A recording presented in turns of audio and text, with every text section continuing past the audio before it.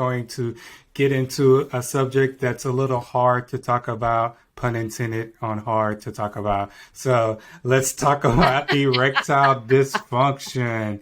So how, as a urologist, do you define erectile dysfunction for your patients? Great question. So erectile dysfunction is the inability to penetrate. Or like you penetrate and quickly lose the rigidity. So the penis has to be rigid enough to be able to penetrate whatever it wants to penetrate. Okay. It can't be a like soft banana, that's like kind of mushy and try to penetrate. It doesn't facilitate penetration. So if the penis is not rigid enough and that is from blood flow, then that is erectile dysfunction. Or if like some cases, again, it'll be, I can get an erection, but as soon as I penetrate, I lose it. And it's not because I ejaculate. Premature ejaculation is different. When you ejaculate, you automatically kind of go down. That's the body's normal physiologic response to ejaculation. So I'm saying lose it because you lose the blood flow and you have not climaxed or ejaculated. What's the most common causes of erectile dysfunction? Is it something vascular, uncontrolled, other medical problems like diabetes, psychological? Yeah. So age is a big risk factor. Just getting older increases your risk. In fact, we think there's like a 10% increased risk with each decade. So each decade has in fact, probably about 20 to 30% of men under 30 or around 30, 35 have some varying degree or experience with erectile dysfunction. And then every decade, that's 10%. So 40% of 40-year-olds, 50% of 50-year-olds, 60. So age is a big risk factor. There are certainly, I tell patients, and I love saying this, and I stole this from a colleague, what's good for your heart is good for your penis, and vice versa. If you think about erectile dysfunction, the next thing you think about is your heart disease, cardiovascular risk factors. And in fact, erectile dysfunction can be linked to the first sign of heart disease.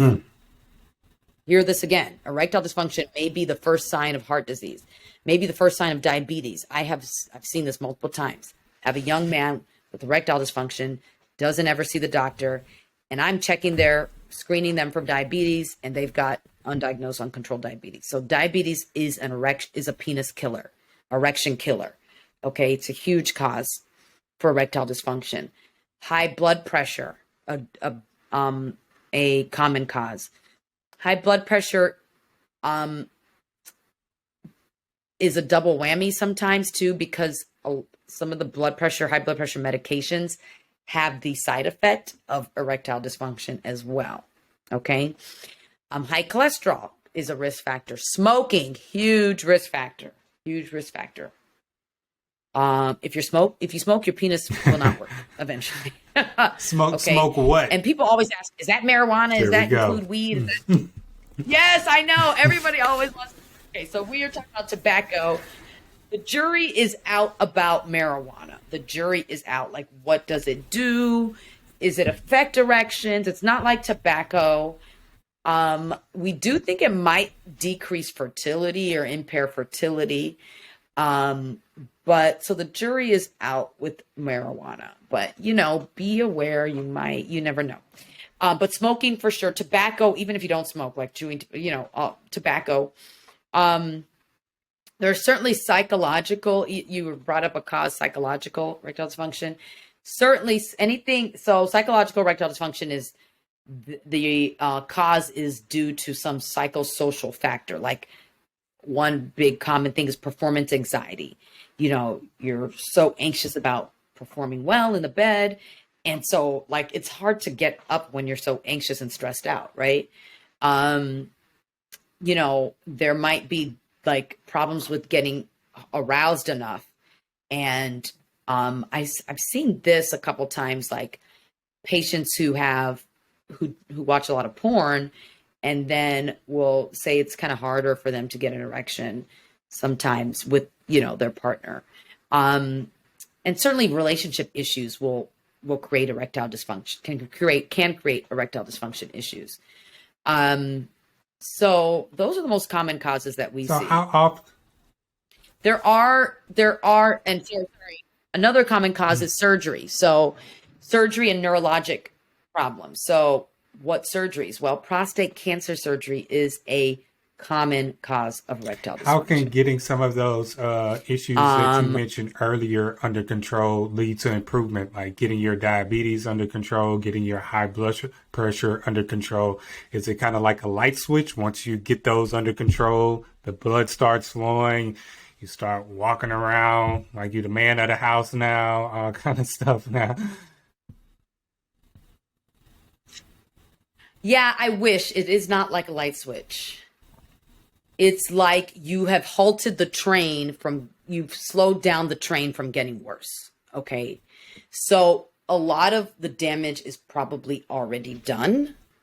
But if you want to be helped and help yourself and actually want treatments to work, then you need to halt the progression.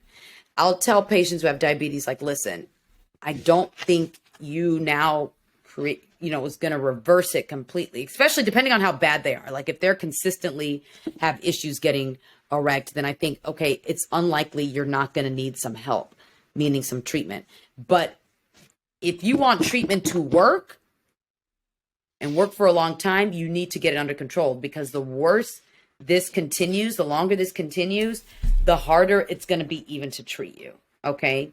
So it's really important. Just because it can't be reversed completely like a light switch doesn't mean you don't want to invest in treating yourself, because it'll absolutely affect how effective our treatments are.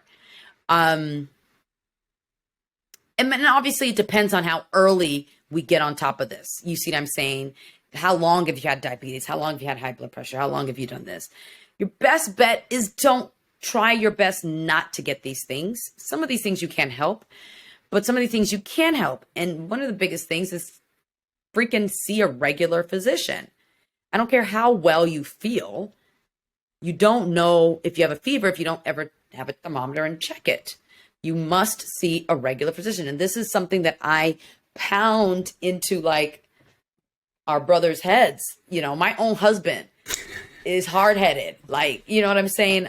Every year I'm having to like make his appointment and drag him to every year he goes, but I don't know if he would go if it wasn't for me, so we need to take care of ourselves. We need to check in. And I don't care how well I see a primary doctor every year, so let's take care of ourselves so we can check things. Oh, we're starting to see your hemoglobin A1C is a little higher. Your lipids are a little higher. Let's work on your diet and exercise before it even becomes a thing. So you kind of touched it a little bit on it, treatment. So let's talk about treatment options for erectile dysfunction. Viagra, Cialis, injections. So what kind of treatment options are out there for individuals? Yeah, the good news is there's a lot of options for men. The better news is these options are becoming more and more affordable. There was a time that these are like, I mean, insurance still questionably pays for these things, but coupons, but hey, and I'm going to tell you this, and I don't know, a lot of people don't know this, but GoodRx, these meds are cheap on GoodRx. At Kroger. Cheap. Okay, we don't have Kroger where we at. We have Jewel Osco. And baby, I'm gonna pull it up right now, because I bring this up in front of patients, and I swear they walk out like new. They got $1 million, And so, okay, Viagra, 30 tablets of Viagra at Jewel Osco is $447. Good Lord, that's crack prices. I know. I don't know what GoodRx is doing. I don't know what Osco is doing, but this is illegal. This should be illegal. It's $447. People are saying, and not Walgreens gonna hate me, but like they're like, oh, my Walgreens whatever is charging me $300, but you ain't got to pay that. Now with GoodRx, I tell my patients all my patients on GoodRx. So pills, are often where we start. Viagra, Cialis. Let's look up Cialis on GoodRx. Those are the most common.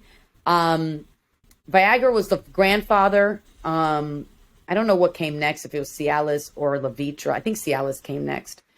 And so there are others. There's Levitra. There's something called Stendra that's less commonly known. The Cialises and the Viagras, I know for sure, are affordable on GoodRx. So Cialis, 30 tablets, Jewel Osco, $9. $9.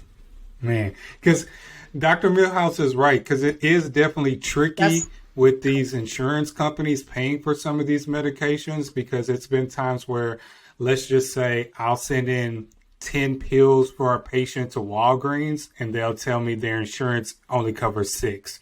Now, why their insurance picks that arbitrary number, I have no idea. So I always try to... Only want us to have sex 6 times a month. They're trying to regulate. So I give them a GoodRx card. I keep that like close to where I give them their papers when they leave out. And sometimes I just hand them a paper copy of their prescription. Like, hey, you might have to go shopping around to see what's the cheapest for you, but here's the paper copy and here's the GoodRx. Yes. And you can maybe go to Kroger and get it for $30 for cheap. Now, from your experience, which one kind of works better, Viagra or Cialis? Both of them, I think they work equally as well. Cialis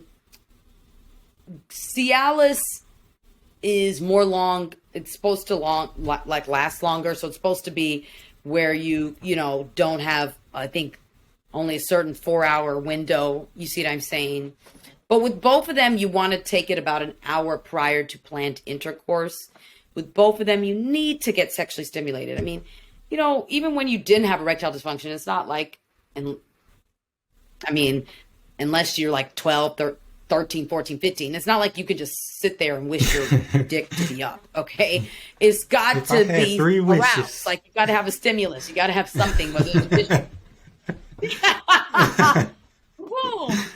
It doesn't, these pills don't work like that. They're not like some light switch, like, boop, okay, now we're ready. No, you have to get, the brain has to get an arousal stimuli. It just augments your natural process. You see what I'm saying? These meds augment it. So your erections start with a stimuli, with an arousal. It starts with your brain, okay? Whether it's a smell, a touch, a lyric, a visual, a sexy voice, a sext message, something. You know what I'm saying? To get your brain aroused, and then that gets neurotransmitters that work in the penis to get blood flow into the penis, okay? And so Viagra and Cialis augment that blood flow to make it stronger into the penis, but you need that arousal. And so these patients, I recommend that patients, if they try it, at least give it 2-3 tries before they say it doesn't work. You see what I'm saying? Not like just one time. Common side effects, headache is most common side effect with all of them. Some other side effects, you can feel warmth or flushing. You can have some decreased blood pressure or some lightheadedness. You can have color vision change. You can have some like backaches. The rare, and this is rare in meds. We'll talk about injections in a moment, but rare in meds is where you get an erection that doesn't go down. Like, I don't think I've ever seen an actual patient that had that when they were using the meds correctly. But an erection that doesn't go down is not a fun thing. It's not something you want. An erection that's lasting 3-4 hours actually becomes painful and is actually a bit of a urologic emergency, because that blood cannot stay there. It will damage your corpora, or it'll damage the parts of the penis that get an erection. And so we have to release that blood. So that's rare with pills. Now, after pills, we may do injections. Penile injections sound horrible, but they're actually quite effective. Penile injections are basically medicine that is in a liquid form that is injected, very tiny needle on the side of the penis. It's super easy to do. We teach patients how to do this in the office. They can do it at home. And it's usually a combination of 2 or 3 or 4 medicines that in different ways work to increase blood flow to the penis, basically. So it's a combination of different agents that work to increase blood flow to the penis. It usually works faster than pills.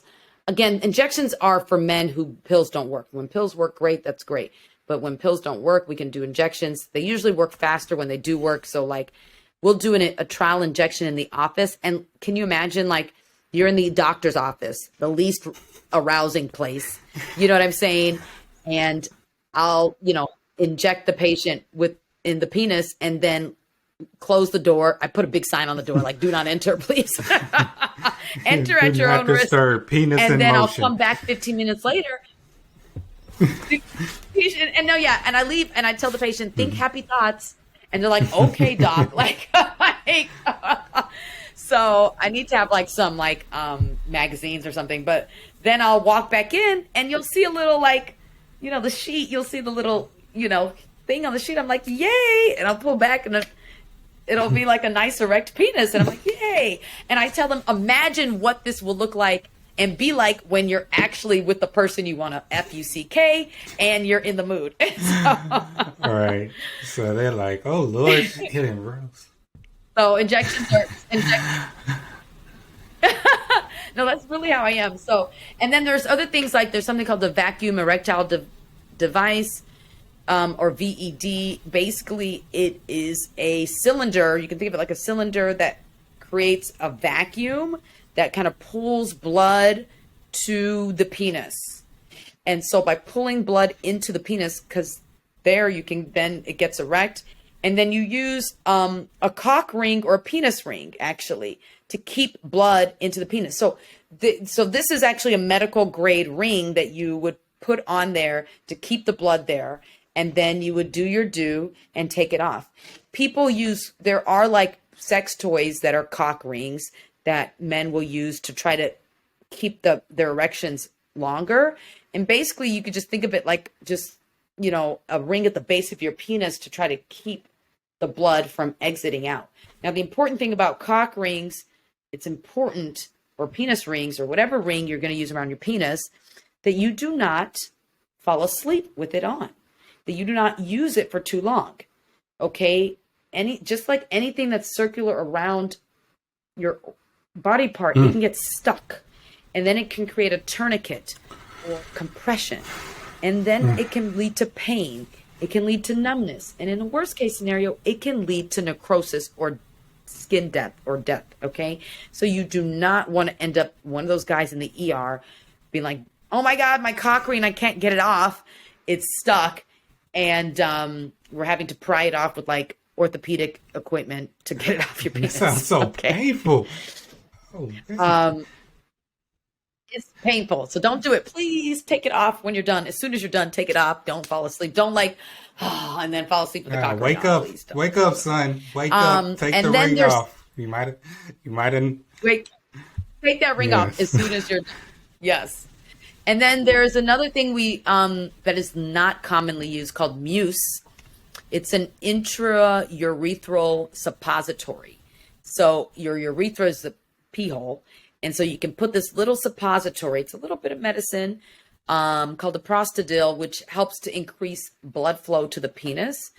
And you will squirt that suppository in your pee hole and it diffuses and it can increase blood circulation to the penis, causing an erection.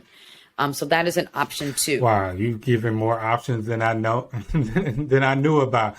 Y'all make sure to don't Google these things while you're at work. Yeah, and there's a surgical option too. Surgical. Yeah, Google them. And then there's surgery too, Dr. Randy. So, I like to say this. At the end of the day, we can give a man a rigid penis. I mean, at the end of the day, we can. So there is something called an inflatable penile prosthesis, implantable penile prosthesis, what we call in urology IPP. And it's basically a surgical penile implant that gets hard. Okay. Now there's versions of this. The kind of most common version is what we call a 3-piece device. And what that means is that you have these like cylinders that go into the penis on each side. and these cylinders can inflate and deflate.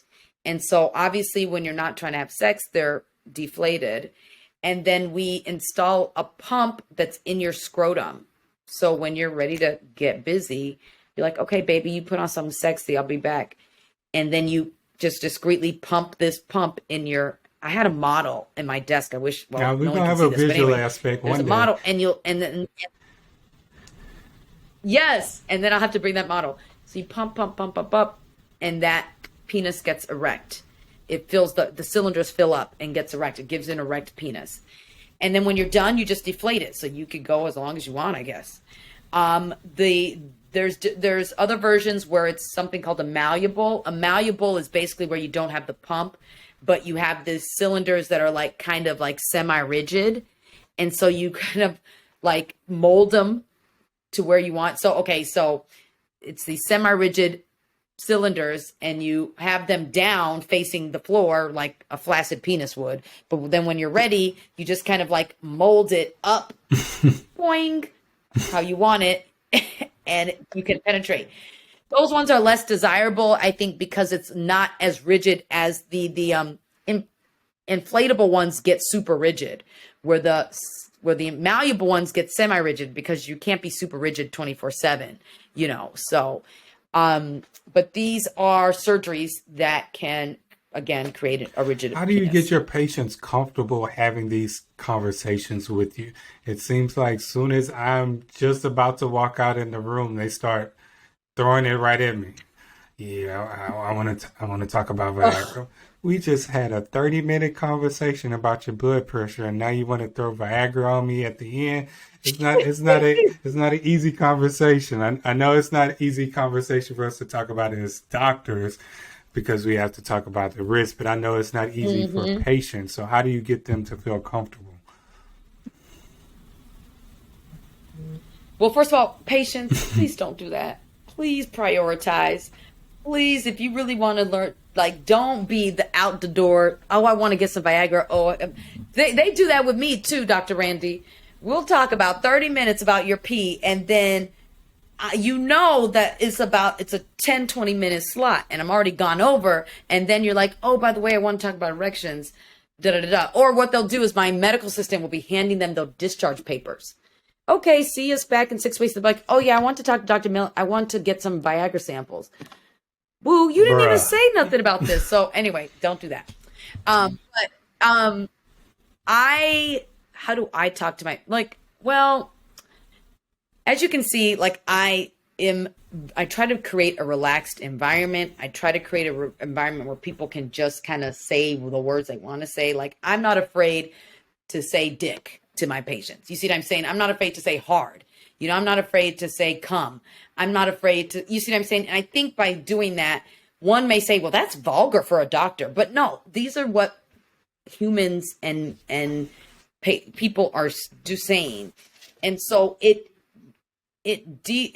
lowers their guard. It makes them relate to me as a human. You know what I'm saying? And they're like, okay, I can talk to you, like, you know. And, you know, I reassure them, like, listen, I'm a doctor. And I tell you this, there's a no judgment zone. This is judgment free. I want to help you. In order to help you, I need you to be as explicit as possible. Patients will be like, yeah, things ain't working right in the, you know, love department. I'm like, what the hell does that mean? What's not working right? Is it getting up? Is it not getting up? Are you losing it? Are you coming too fast? Like, Right. I always kind of describe it as, do you have problems getting the party started or keeping the party going? And yeah, that's a good way. Always Yes, I feel like eases whatever tension right? that's in the room about the conversation. That's probably a good way too. Yes. I'm probably a little bit more like, can you get it up? Or can you just keep it there? There are probably some patients like, oh my God. Like, can you ease me in, doctor? They want some conversational foreplay, and you're just jumping straight into it. Yeah, can you exactly? I definitely can work on that, but yeah. And then I've had some patients. This is really cute. I had a male patient who was like, he like went through the whole visit and like last minute said ED, and then later the second visit he was like, the reason why I didn't want to bring it up because I thought it was offensive for me to talk about my penis to a lady. And I'm like, oh, how cute. I'm like, well, I'm a doctor and I'm your urologist. Like, it's not offensive. This like, is I what you're talk supposed about to do. penises all day. That's your job. You know, so I'm like, you should hear what I say. Like, I'm more liable to like offend you with, you know, the words that I say. But anyway, it tends to work. Like, I tend to definitely, you can feel what it is the patient will be nervous. You can feel the tension. You can feel their uncomfortability. And if they sense that you are uncomfortable by their uncomfortableness, then it's just going to fall apart. But when I don't respond, like I'm not going to respond by their uncomfortableness, I'm going to be very comfortable. And so then it brings down their guards. And I like to use humor, like I'll laugh, not at them, but with them, and that helps. I've had many patients say, oh my God, Dr. Milhouse, I feel very comfortable talking to you, like really surprised me. And that makes me feel good. Like I feel like that's a win. When we doctors have those patients that tell us, like, thank you for making me feel very comfortable. Is there anything that women can do to help men with erectile dysfunction? Tell your man to go see their doctor every year. I'm telling you, the penis and erectile dysfunction is the heart. It's the heart. Tell your man to go see a doctor, eat well, cook. You know, I don't want to say that women are doing the cooking, but eat well together as a couple. Exercise as a couple or motivate each other to exercise. Tell your man to stop smoking if they're a smoker. Taking care of your body is the best thing you can do. Okay. 100%. So that's some good information to kind of leave on. So I appreciate you having the conversation with me regarding prostate cancer screening and erectile dysfunction. And as always, we end with Randy's random questions. Are you ready, Dr. Milhouse? I guess. She's been on this before. She's still shocked by Randy's random question. So question number 1, do you have any crazy superstitions? Oh, let me think. You know, some of us are like, don't split the pole, don't dribble the ball in the house. I know somebody told me one time about a broom touching them. You got to spit on it if somebody touch you with a broom because that's bad luck. The most random things. But do you have any? I don't think it's superstition, but I don't like to walk on the creases of the sidewalk. Like I walk over the squares. Like I walk in the square, not on the square. Does that make sense? I feel like that ties into like step on a crack, break your mama back type stuff right there. Since you. Yeah, I don't step on the crack. That's it. Like I'm like, oh no, I'm not gonna step on the crack. I step into What happens if you step on the crack? You gotta walk backwards and then step over it again? I don't know. I just feel like I feel bad. I feel like, oh, like something's like I just doesn't feel well in my soul. Last question. If you had to hang out with a fictitious character for an entire day, what character would it be and why? Can be a cartoon character, TV character, movie actor, actress. Like, who would you want to hang out with for an entire day? Oh, this is tough, Dr. Randy. Let me think about this. Who do I really like? You can hang out with Medea for a day. You can hang out with one of Viola Davis characters.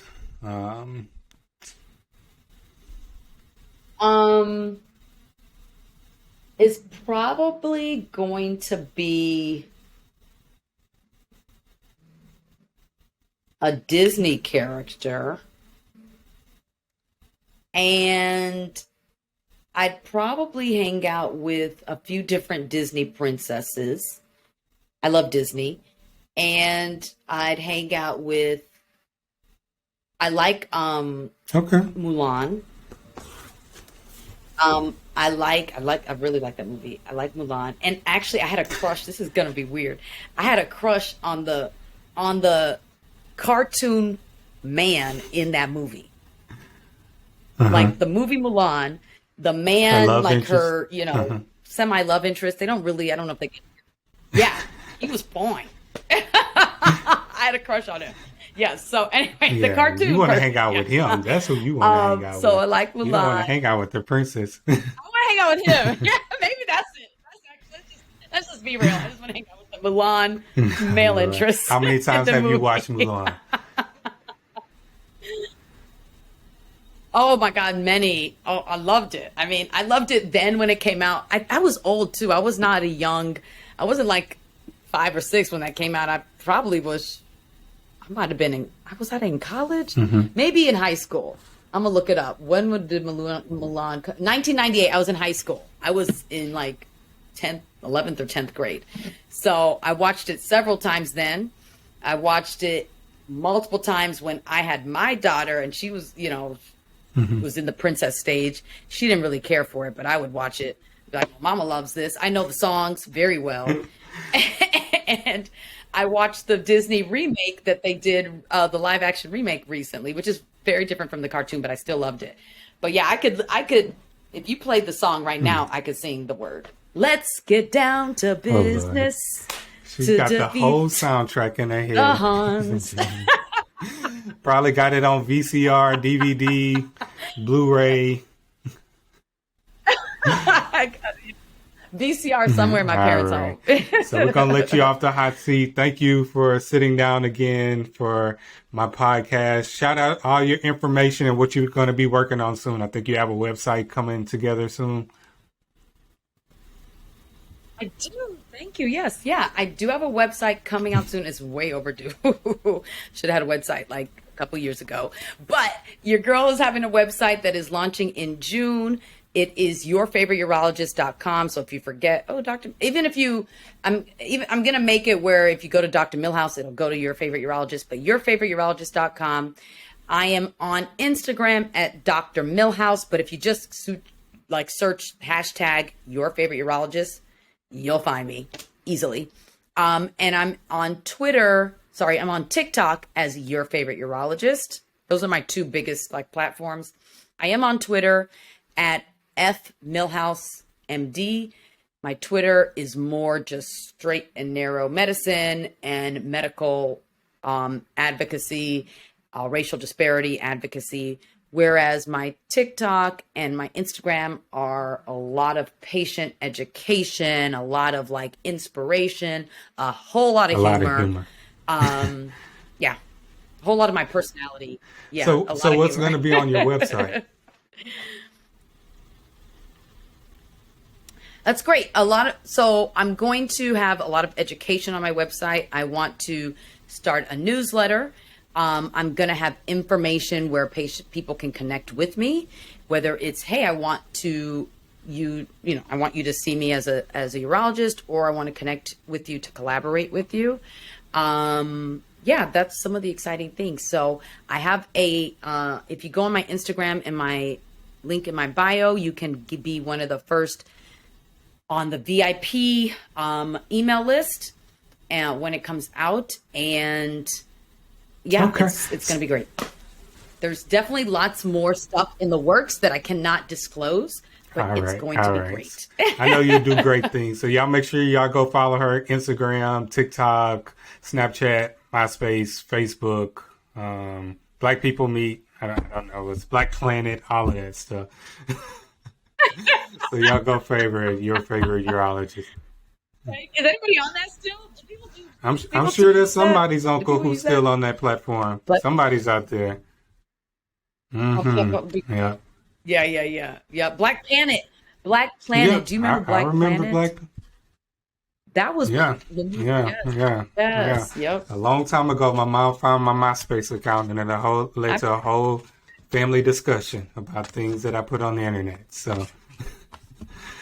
Shout out to being an only child. But y'all, thank you for being on the podcast. I appreciate it. So.